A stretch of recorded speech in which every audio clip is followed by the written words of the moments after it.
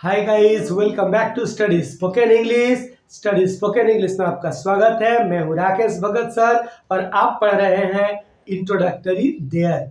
Introductory there क्या है? Introductory there एक ऐसा शब्द है जो हमारे वाक्य में पहले सब्जेक्ट के रूप में आता है, पर इस देयर का कोई मीनिंग नहीं निकलता। इस वर्ड देयर का कोई शब्द अर्थ नहीं होता। तो जब इस देयर का कोई अर्थ नहीं होता फिर भी हमारे सब्जेक्ट में आता है, अगर हम सब्जेक्ट के रूप में इसे नहीं लिखते हैं तो हमारी जो भाषागत लय होती है वो हमें नहीं मिलती है, वाक्य अधूरा रहता है। तो आइए समझते हैं इंट्रोडक्टरी देयर। इंट्रोडक्टरी देयर के लिए 4 परिस्थितियां हैं। 4 परिस्थितियों में हम इंट्रोडक्टरी देयर का प्रयोग करते हैं। पहला परिस्थिति है किसी अनिश्चित व्यक्ति वस्तु की स्थिति, अस्तित्व या मौजूदगी बताने के लिए हम देयर का प्रयोग करते हैं। दूसरी स्थिति है कि जब वाक्य में सब्जेक्ट न हो तब हम देयर का प्रयोग करते हैं। और तीसरी है जब ये बताना हो कि एक वस्तु दूसरी के अंदर है तब हम देयर का प्रयोग करते हैं। और जब वाक्य से निकट भविष्य में कार्य होने के समय को बताना हो तब हम देयर का प्रयोग करते हैं। तो ऐसी 4 परिस्थितियां हैं जिसमें हम इंट्रोडक्टरी देयर का प्रयोग करते हैं। तो आइए थोड़ा देयर के बारे में समझ लें। देयर क्या है? जैसे अगर हम ऐसा बोलते हैं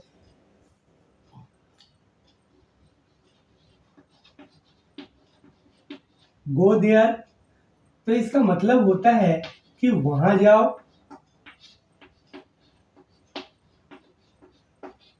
अगर हम बोलते हैं वहां देखो,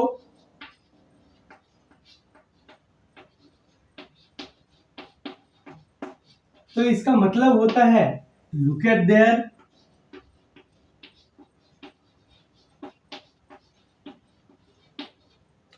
अगर हम कहते हैं कि वहां बैठो,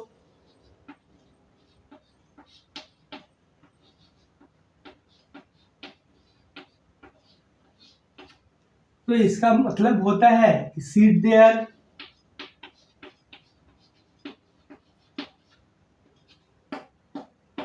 है ना आसान? जब हम बोलते हैं कि वहां जाओ तो इंग्लिश में बोलते हैं गो देयर। वहां देखो, लुक एट देयर। वहां बैठो, सीट देयर। तो ऐसे में जो देयर आता है वो देयर वाक्य के अंत में आता है और इस देयर का अर्थ होता है वहां। उस देयर का अर्थ क्या होता है? वहां। यानी गो देयर वहां जाओ, गो देयर वहां देखो, लुक एट देयर वहां देखो, सीट देयर वहां बैठो। तो इस तरह से इस देयर का अर्थ होता है वहां। लेकिन जब हमारे वाक्य के फर्स्ट में आता है तब इसका कोई मीनिंग नहीं होता है, यहाँ कोई अर्थ नहीं होता है। आइए थोड़ा और भी एग्जाम्पल से हम समझने की कोशिश करते हैं। जैसे अनिश्चित व्यक्ति को बताना हो, हमने कहा कि एक लड़की है, एक लड़की है। तो एक लड़की है का हम ट्रांसलेशन बनाते हैं। कैसे बनाते हैं? एक के लिए ए, लड़की के लिए गर्ल और है के लिए इज। A girl is. तो क्या ये सही है? जी नहीं, बिल्कुल गलत है। क्यों गलत है? क्योंकि इस लड़की के अस्तित्व को बताना है कि एक लड़की है, तो हम इसको बताने के लिए देयर का प्रयोग करेंगे। क्योंकि पहला है किसी अनिश्चित व्यक्ति वस्तु की स्थिति, अस्तित्व या मौजूदगी बताने के लिए देयर का प्रयोग किया जाता है। तो एक लड़की है, इस लड़की के अस्तित्व को हमें बताना है तो क्या करना होगा? हमें देयर लेना ही होगा। देयर अगर नहीं लेते हैं तो भाषागत भिन्नताएं आती है, वाक्य अशुद्ध होता है। तो हमें क्या लिखना होगा? There is a girl. तो इस तरह से हम लिखते हैं देयर इज ए गर्ल। तो एक लड़की है, ये हमारा वाक्य शुद्ध हो जाता है, भाषागत लय मिलती है और बोलने में भी सही होता है। तो एक लड़की है, there is a girl, a girl is, ऐसा नहीं होता। अगर हम ऐसा बोले कि एक आदमी है, तो हम इस आदमी की मौजूदगी बताते हैं कि एक आदमी है। तो आदमी है, अब इसको कैसे हम लिखेंगे, हमें लिखना पड़ेगा कि देयर इज ए मैन। तो देयर इज ए मैन का मतलब होता है एक आदमी है। तो जब हम बोलते हैं एक आदमी है, मतलब वहां आदमी का अस्तित्व है या आदमी की स्थिति है, यानी वहां पे आदमी स्थित है। तो एक आदमी है, देयर इज ए मैन। तो इस ऐसी स्थिति में ये जो देयर आता है, इस देयर का कोई अर्थ नहीं होता, फिर भी यह वाक्य में आता है और इसलिए हम इसको इंट्रोडक्टरी देयर कहते हैं। आइए समझते हैं दूसरा क्या है कि जब वाक्य में सब्जेक्ट न हो। तो देखिए, इस वाक्य में सब्जेक्ट नहीं है, एक लड़की है, तो ये ऑब्जेक्ट हो जाता है, सब्जेक्ट नहीं होता है। एक आदमी है, इसमें क्या है, ऑब्जेक्ट हो जाता है, सब्जेक्ट नहीं होता है। तो जिस वाक्य में सब्जेक्ट ना हो उसमें हम देयर का प्रयोग करते हैं। अब तीसरा है, जब ये बताना हो कि एक वस्तु दूसरी के अंदर है। तो एक वस्तु दूसरी के अंदर है, इसको हम समझते हैं। हमने कहा कि आकाश में तारे हैं। क्या कहा, आकाश में तारे हैं। तो देखिए, एक के अंदर दूसरे की स्थिति आती है, आकाश है और आकाश में क्या है, तारे हैं। तो एक के अंदर दूसरी है, तो हमने लिखा आकाश में तारे हैं और यहाँ ट्रांसलेशन होगा there are stars in the sky. आकाश में तारे हैं इन द स्काई। तो आकाश में तारे हैं, there are stars in the sky. अब आप कहेंगे कि सर आप कहीं इज लिखते हैं और कहीं आर लिखते हैं, पर देयर तो देयर ही होता है, ये पता ही नहीं चलता है कि आर कब आएगा और इज कब आएगा। तो आप इस बात का ध्यान रखें कि ये ऑब्जेक्ट है ना, इस ऑब्जेक्ट को हमें ध्यान में रखना पड़ता है। यहाँ सब्जेक्ट है ही नहीं, इसलिए हम सब्जेक्ट की बात कर ही नहीं सकते। तो ऑब्जेक्ट बचता है, तो ऑब्जेक्ट स्टार्स है, ये संख्या में एक से ज्यादा है, इसलिए हमने आर का प्रयोग किया था। इसके पहले एग्जांपल में हमने लिखा था इज, एक आदमी है, वहां देयर इज ए मैन लिखा था। तो आदमी एक था, इसके लिए हमने इज का प्रयोग किया गया था। तो आकाश में तारे हैं, there are stars in the sky. अगर ऐसा बोलते हैं कि गाड़ी में पेट्रोल है, क्या है, गाड़ी में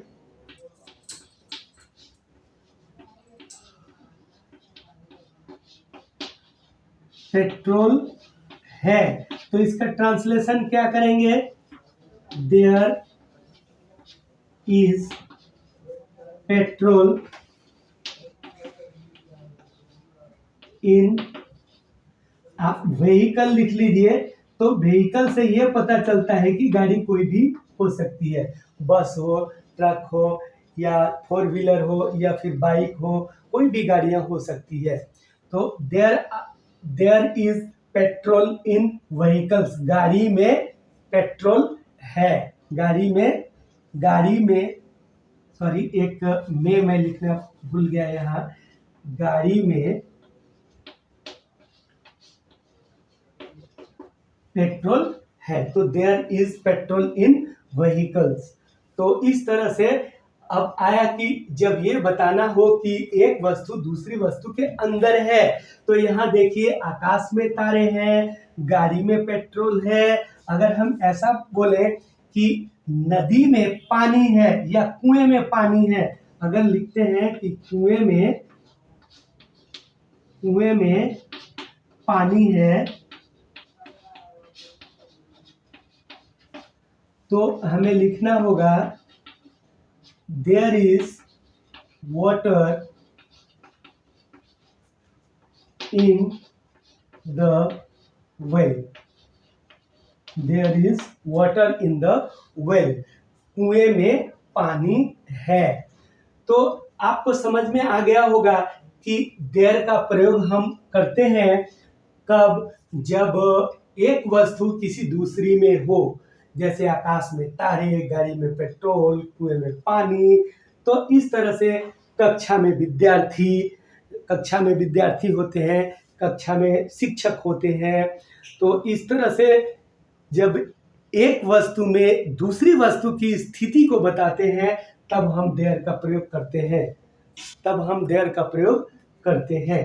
आइए अब समझते हैं चौथा। जब वाक्य से निकट भविष्य में कार्य होने के समय को बताना हो तब हम देयर का प्रयोग करते हैं। कल एक सभा है, आज रात एक पार्टी है। तो इस तरह से ये समय इंगित होता है, आज रात, कल। तो जब हम निकट भविष्य में कार्य होने के समय को बताना चाहते हैं तो भी हम देयर का प्रयोग करते हैं। कल एक सभा है, there is a meeting tomorrow.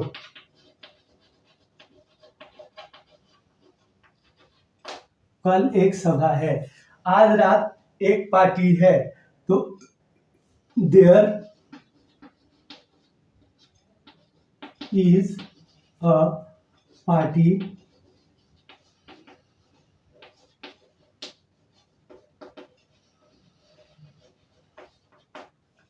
Tonight. There is a party tonight. इसमें मजे की बात यह है कि जब कल एक सभा है, आज रात पार्टी है, तो हम इसमें क्या करते हैं कि इसको निकाल लेते हैं, ये निकाल लेते हैं। हमें पहले क्या सोचना होता है, एक सभा है, एक पार्टी है। तो इस तरह का जब हम पाते हैं तो इसका ट्रांसलेशन हम पहले करते हैं। एक सभा है, देयर इज ए मीटिंग। एक पार्टी है, देयर इज ए पार्टी। तो इस तरह से हमें थोड़ा ध्यान रखना पड़ेगा कि ट्रांसलेशन हम कैसे करते हैं। तो दोस्तों, मैं उम्मीद करता हूं कि आप देयर का प्रयोग समझ गए होंगे। फिर भी मैं आपको स्ट्रक्चर भी बताऊंगा और प्रैक्टिस भी कराऊंगा। आप बने रहिए हमारे वीडियो में और वीडियो को लाइक करते रहिए और सब्सक्राइब करते रहिए। आपका प्यार बरसता है, दिल गदगद हो जाता है। तो ऐसे ही बने रहिए हमारे वीडियो में। और आइए हम करते हैं प्रैक्टिस। मेरे परिवार में 5 सदस्य हैं। तो मेरे परिवार में 5 सदस्य हैं। There are 5 member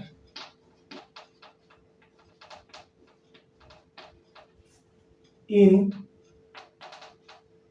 my family.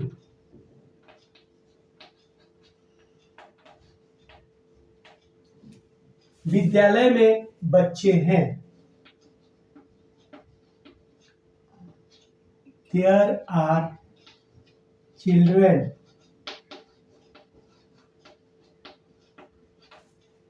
in school.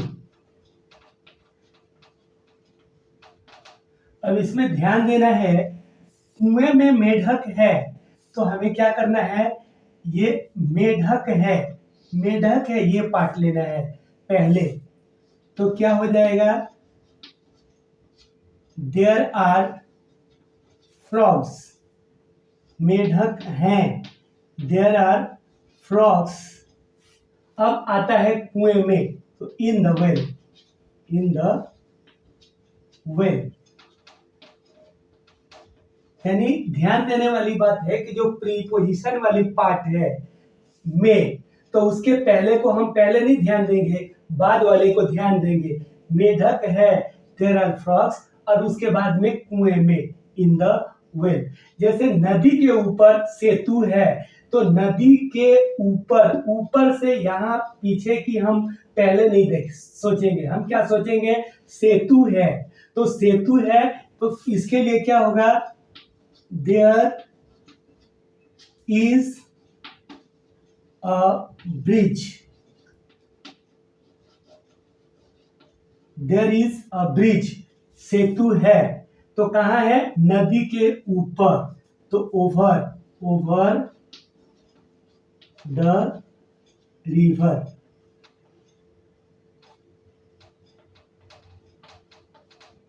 कितना आसान है, समझ में आ गया ना। There is a bridge over the river, तो हमें पहले सेतु है इसका खास ध्यान रखना है। जैसे पेड़ के नीचे गाय है, तो किसके नीचे है, पेड़ के नीचे, तो नीचे के पहले हमें नहीं सोचना, हमें सोचना है गाय है, तो क्या होगा, there is a cow, there is a cow, गाय है, इतना खत्म होता है। अब आते हैं प्रीपोजिशन के पहले वाला भाग, पेड़ के नीचे, तो क्या होगा, अंडर द ट्री। अब यहां है विद्यालय के सामने एक सड़क है, तो हमें किसके सामने, विद्यालय के सामने, तो हमने यहाँ क्या पाया, प्रीपोजिशन के सामने, तो इस प्रीपोजिशन वाले भाग को हम नहीं लेंगे, एक सड़क है इसे हम पहले लेंगे। तो एक सड़क है, क्या होगा, देयर इज अ रोड, एक सड़क है। अब कहाँ है, तो विद्यालय के सामने, तो क्या होगा, in front of school, there is a road in front of school, विद्यालय के सामने एक सड़क है। यहाँ एक तालाब है, तो हमें क्या लेना होगा, एक तालाब है, तो एक तालाब का क्या होगा, देयर इज अ पॉन्ड, एक तालाब है, कहाँ है, तो यहाँ, तो यहाँ के लिए here, there is a pond here. शहर के निकट एक मंदिर है, तो हमें क्या लेना होगा, एक मंदिर है, तो क्या होगा, देयर इज अ टेम्पल। अब कहाँ है, तो शहर के निकट, तो नियर द सिटी, या टाउन चाहे तो टाउन भी लिख सकते हैं, सिटी भी लिख सकते हैं। शाम में प्रीति भोज है, तो क्या है, प्रीति भोज है, तो प्रीति भोज को क्या बोलते हैं, banquet, there is a banquet, BUNQUET, there is a banquet, कब है, शाम में, in the evening, in the evening.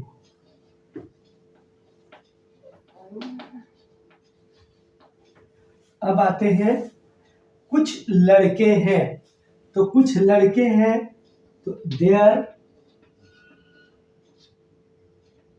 Are some boys, आप समझ गए होंगे, देयर आर सम बॉयज, कुछ लड़के हैं।